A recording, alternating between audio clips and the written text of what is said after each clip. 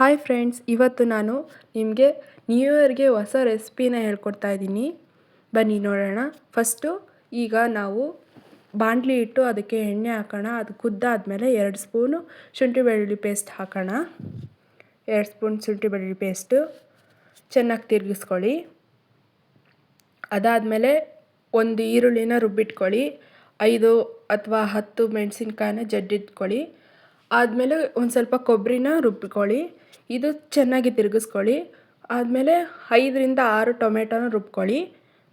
ಇದಾದಮೇಲೆ ಒಂದು ಸ್ವಲ್ಪ ಅರಿಶಿನ ಹಾಕಿ, ಅದಕ್ಕೆ ಒಂದು ಸ್ವಲ್ಪ ರುಚಿಗೆ ತಕ್ಕಷ್ಟು ಉಪ್ಪು, ಜಜ್ಜಿರುವಂತಹ ಮೆಣಸಿನ್ಕಾಯಿ, ಇದನ್ನೆಲ್ಲ ಹಾಕಿ ತಿರುಗಿಸಿ ಚೆನ್ನಾಗಿ ಅದು ಸ್ವಲ್ಪ ಬೇಯೋವರೆಗೂ. ಇದನ್ನೆಲ್ಲ ಚೆನ್ನಾಗಿ ತಿರುಗಿಸ್ಕೊಂಡಾದ್ಮೇಲೆ ಒಂದು ಸ್ವಲ್ಪ ಚೆನ್ನಾಗಿ ಬೆಂದಾದಮೇಲೆ ಚಿಕನ್ ಹಾಕೋಣ. ಚಿಕನ್ ಹಾಕಿ ಚೆನ್ನಾಗಿ ತಿರುಗಿಸ್ಕೊಳ್ಳಿ ಹದ ಬರೋವರೆಗೂ. ಇದಕ್ಕೆ ಒಂದೇ ಒಂದು ತೊಟ್ಟು ನೀರು ಹಾಕ್ತೀರ ಮಾಡೋವಂತಹ ಪೆಪ್ಪರ್ ಚಿಕನ್ ಇದು.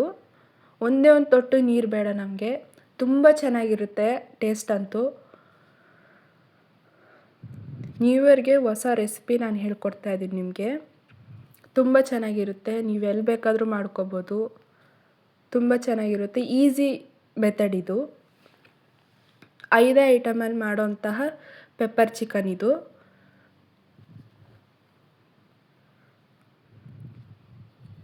ಎಲ್ಲ ಹಾಕಿದ್ಮೇಲೆ ಚೆನ್ನಾಗಿ ತಿರುಗಿಸ್ಕೊಳ್ಳಿ. ಆದಮೇಲೆ ಚೆನ್ನಾಗಿ ತಿರುಗಿಸ್ಕೊಳ್ಳಿ, ಒಂದು ಸ್ವಲ್ಪ ಹದ ಬರೋವರೆಗೂ ಚೆನ್ನಾಗಿ ತಿರುಗಿಸ್ಕೊಳ್ಳಿ. ಇದೆಲ್ಲ ಆದಮೇಲೆ ಸೆಂಟ್ರಿಗೆ ಎಣ್ಣೆ ಬಿಟ್ಕೊಳ್ಳೋಣ. ಆದಮೇಲೆ ಶುಂಠಿ ಬೆಳ್ಳುಳ್ಳಿ ಪೇಸ್ಟ್ ತೆಗೆದಿಟ್ಕೊಂಡಿದ್ವಲ್ಲ ಅದನ್ನು ಹಾಕೋಣ.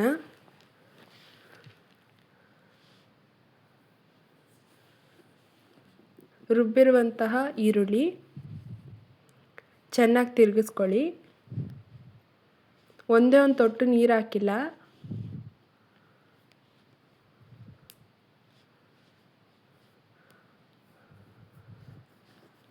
ಚಕ್ಕೆ ಲವಂಗ ಪುಡಿ ಹಾಕೋಣ.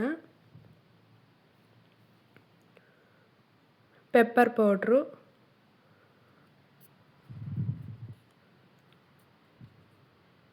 ಚೆನ್ನಾಗಿ ತಿರುಗಿಸ್ಕೊಳ್ಳಿ.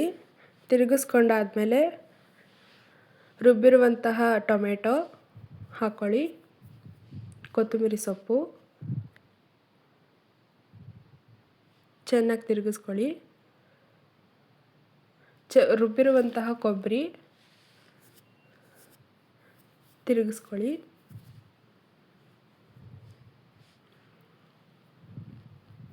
ನಾವು ಇಷ್ಟು 5 ಐಟಮ್ಮು ಹಾಕಿ ಮಾಡೋವಂತಹ ಪೆಪ್ಪರ್ ಚಿಕನ್ ಇದು. ತುಂಬ ಚೆನ್ನಾಗಿರುತ್ತೆ, ತುಂಬ ಚೆನ್ನಾಗಿರುತ್ತೆ. ಈ ರೆಸಿಪಿ ನಿಮ್ಗೆ ಇಷ್ಟ ಆದರೆ ಲೈಕ್ ಮಾಡಿ, ಶೇರ್ ಮಾಡಿ, ಸಬ್ಸ್ಕ್ರೈಬ್ ಮಾಡಿ. Thank you.